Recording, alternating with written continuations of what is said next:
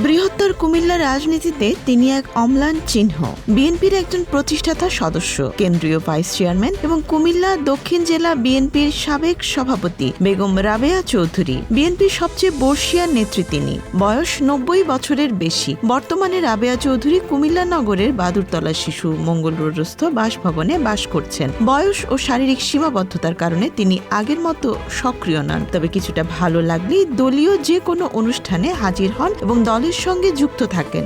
এখনো কুমিল্লার নির্বাচনে অংশ নিতে বিএনপির নেতারা তার দোয়া নিয়ে প্রচারণা শুরু করেন। মন্ত্রী হয়ে আমিনুর রশিদ ইয়াসিন তার সঙ্গে দেখা করতে গিয়েছেন। রাবেয়া চৌধুরীর রাজনৈতিক শিষ্য হাজী ইয়াসিন।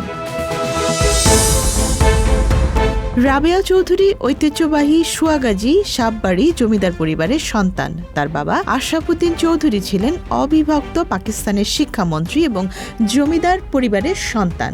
মা রাজিয়া খাতুন চৌধুরানী ছিলেন বিশিষ্ট সাহিত্যিক। মাত্র ৩.৫ বছর বয়সে মা হারালেও বাবার স্নেহময় পরিবেশে বড় হয়েছেন তিনি। রাজনৈতিক শিক্ষা পিতার কাছ থেকে গ্রহণ করেছেন এবং বাবার আদর্শ রাজনীতি হলো দেয়ার নেয়ার নয়, জীবনের প্রতিটি পদক্ষেপে ধরে রেখেছেন।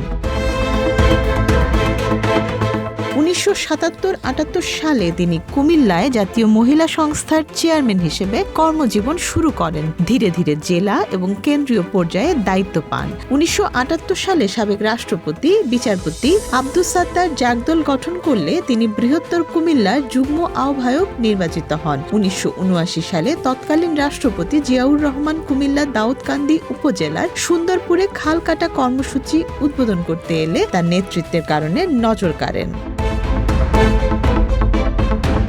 বিএনপি প্রতিষ্ঠার পর কুমিল্লায় ৭৮ সদস্য বিশিষ্ট জেলা কমিটিতে ৭৮ নম্বর সদস্য হিসেবে রাবেয়া চৌধুরীকে রাখা হয়। এমপি হওয়া সত্ত্বেও তিনি নীরবে দলের কাজে নিয়োজিত ছিলেন। ১৯৮৩ সালে তার আহ্বানে প্রথমবার কুমিল্লায় জনসভায় অংশ নেন বিএনপি চেয়ারপারসন বেগম খালেদা জিয়া। পরে জেলা বিএনপির আহ্বায়ক ও সভাপতি হিসেবে নির্বাচিত হন তিনি। ১৯৭৯ সালে জাতীয় সংসদ নির্বাচন থেকে ১৯৯১ ও ২০০১ সালের নির্বাচন পর্যন্ত সংরক্ষিত মহিলা আসনের এমপি হিসেবে জাতীয় সংসদে উপস্থিত ছিলেন। বেগম রাবেয়া চৌধুরী শুধু রাজনৈতিক অবস্থানেই ছিলেন সক্রিয় নন, বরং দলের দুঃসময়ে এবং দেশের গুরুত্বপূর্ণ আন্দোলনে গুরুত্বপূর্ণ ভূমিকা পালন করেছেন। ৯০-এর দশকে স্বৈরাচার এরশাদ বিরোধী আন্দোলনে কুমিল্লার মানুষের মধ্যে আন্দোলনের স্ফুরণ জাগাতে তিনি বিশেষ অবদান রেখেছেন।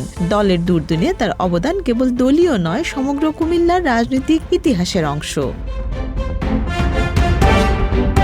বৃদ্ধ বয়স ও শারীরিক দুর্বলতা সত্ত্বেও বেগম রাবেয়া চৌধুরী এখনও সক্রিয়। সম্প্রতি একটি ফেসবুক আইডি থেকে তার মৃত্যুর গুজব ছড়ানো হয়, তবে বাস্তবতা হলো তিনি জীবিত, নামাজ পড়ছেন, চলাফেরা করছেন এবং দলের সঙ্গে যুক্ত থাকছেন। নিজ বাসায়ও নেতাকর্মীদের আনাগোনা রয়েছে। তিনি টেলিভিশন, পত্রিকা ও পার্টি অফিস থেকে দেশের রাজনীতি ও দলের কার্যক্রম সম্পর্কে খোঁজ রাখেন। গুজব সরানোর পর তিনি বলেন, আমি ভালো আছি, এটি অপপ্রচার ও বিভ্রান্তিকর তথ্য। ব্যক্তিগত জীবনে তার স্বামী নাসিরউদ্দিন চৌধুরী ম্যাজিস্ট্রেট ছিলেন। তার 2 ছেলে ও 1 মেয়ে রয়েছে। বেগম রাবেয়া চৌধুরীর জীবন ও রাজনৈতিক যাত্রা প্রমাণ করে যে রাজনীতি শুধুই ক্ষমতা অর্জনের মাধ্যম নয়, বরং এটি জনগণের জন্য কাজ করার এবং তাদের কল্যাণে নিজেকে নিয়োজিত রাখার একটি অঙ্গীকার। ১৯৭৯ থেকে আজ পর্যন্ত রাজনৈতিক জীবনে 1 টাকারও ব্যক্তিগত সম্পদ বৃদ্ধি হয়নি, বরং পূর্বপুরুষদের জমিদারির বড় অংশ বিলীন হয়েছে। তিনি বিশ্বাস করেন রাজনীতি হলো মানুষের পাশে দাঁড়ানো, দরিদ্র ও দুঃখীদের কল্যাণে কাজ করা এবং দলের জন্য আত্মনিবেদন। আজও বেগম রাবেয়া চৌধুরী কুমিল্লার রাজনীতিতে এক অম্লান চিহ্ন, যিনি তার সততা, ন্যায়পরায়ণতা এবং দায়িত্ববোধের মাধ্যমে প্রমাণ করেছেন রাজনীতি কতটা মানবিক ও উদার হতে পারে। তার অবদান কেবল কুমিল্লার নয়, সমগ্র দেশের রাজনৈতিক ইতিহাসে স্মরণীয় হয়ে থাকবে।